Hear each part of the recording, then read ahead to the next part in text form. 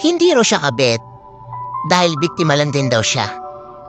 Alam niyo kung minsan, yung ibang tinatawag na kabit, yung iba, inosente naman.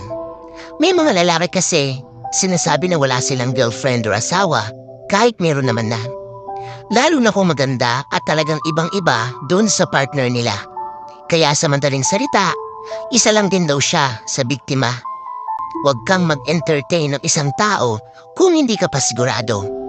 Yung iba kasing babae, kapag nadala na ng mga matatamis na salita ng isang lalaki, bumibigay ka agad. Kaya kahit wala pang kasiguraduhan, walang pakialam sa background kung tunay ba talaga ang mga sinasabi ng lalaki. At kung isa ka rin talaga sa biktima, unang-una pa lang kapag nalaman mong pamilyado na, umiwas ka na.